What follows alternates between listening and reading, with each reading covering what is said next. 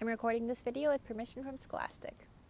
Welcome back, everyone. Today we're going to be starting the third section, the third book in the Tale of Despereaux, and this one is indeed, if you guys made a prediction last time and you weren't quite sure where it was going to go, it is called Gore, the Tale of Miggery So. And so I think we'll kind of maybe learn a little bit more about what that title means as we go on. But if you predicted that this chapter or this section was going to be about Miggery So, you were correct.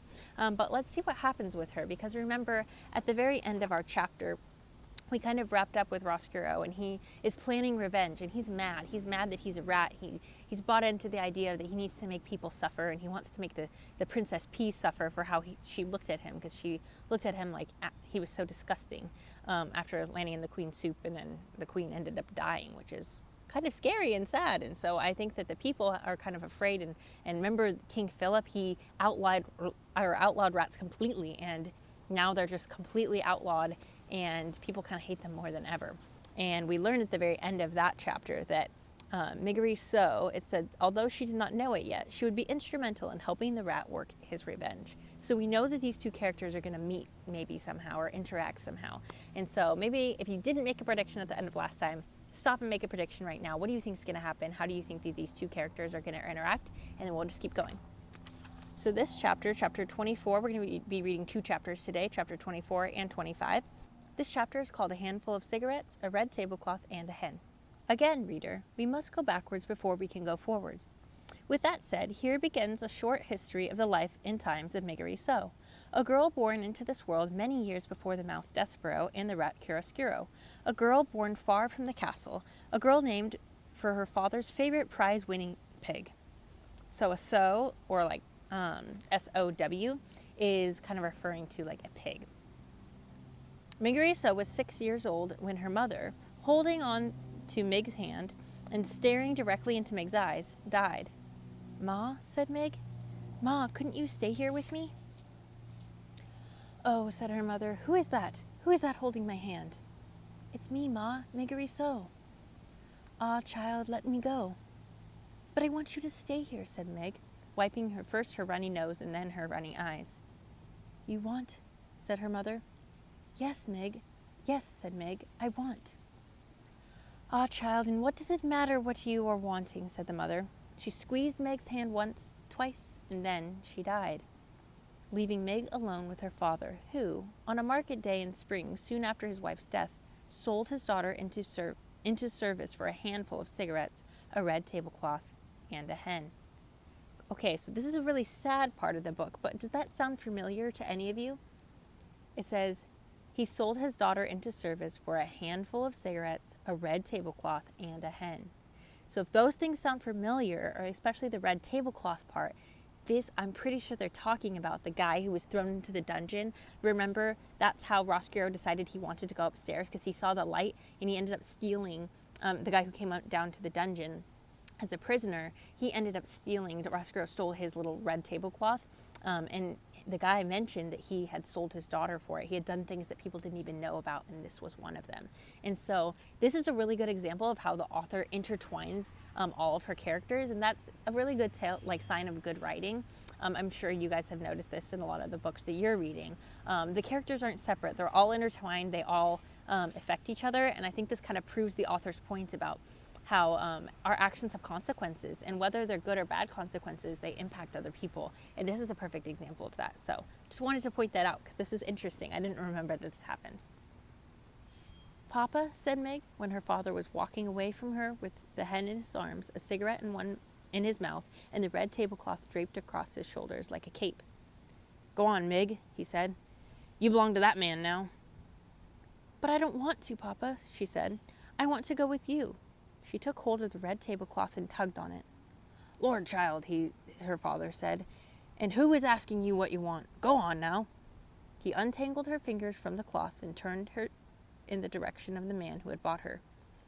Mig watched her father walk away, the red tablecloth billowing out behind him. He left his daughter, and, reader, as you already know, he did not look back, not even once. Can you imagine it? Can you imagine your father selling you for a tablecloth, a hen, and a handful of cigarettes? Close your eyes, please, and consider this for just a moment. Done? I hope the hair on the back of your neck stood up as you thought about Meg's fate, and how it would be if it were your own. Poor Meg, what would become of her? You must, frightened though you may be, read on and see for yourself. Reader, it is your duty. So that's the end of chapter 24. We are going to be reading chapter 25 today too, because they're both kind of short chapters. But I like how this author always includes snippets like reader, and then she gives us a question, or something to think about. And this time she gave us something to think about like, it is awful what's happening, having your father sell you to somebody. That's like, that doesn't normally happen today, but that is like a scary concept. And if we can feel either really sad about it, or the author is prosing to us that it's our duty to read on and see what happens to Megari So. So that's what we're going to do in a chapter called A Vicious Circle. Megari So called the man who purchased her uncle, as he said she must. And also, as he said she must, Meg tended Uncle's sheep and cooked Uncle's food and scrubbed Uncle's kettle. She did all of this without a word of thanks or praise from the man himself.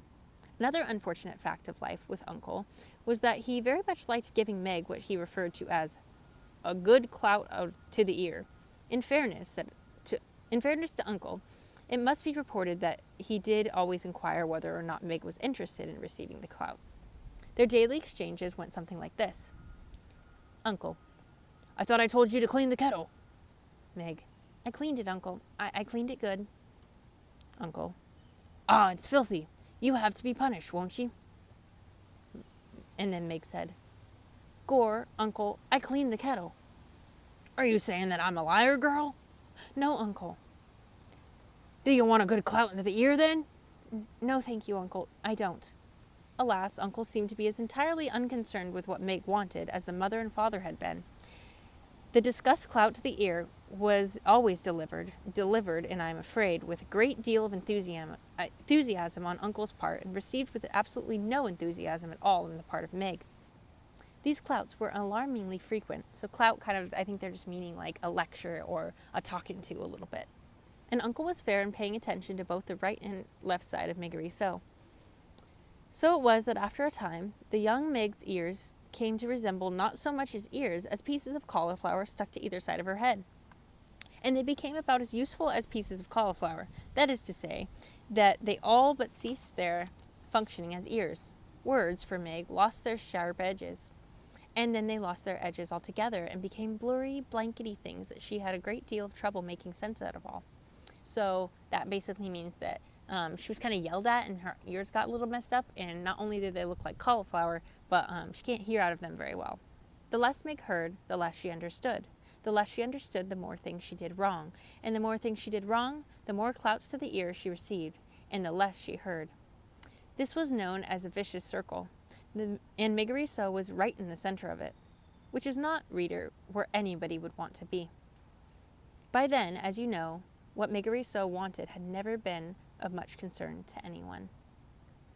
So this is a little bit of a sadder start. I think that this book deals with a lot of important themes, and a lot of them are like when life doesn't go well and all these characters are kind of in a pickle. I mean, we think about Despereaux and how he is kind of being treated unfairly just for wanting to see the princess and not acting like a real mouse.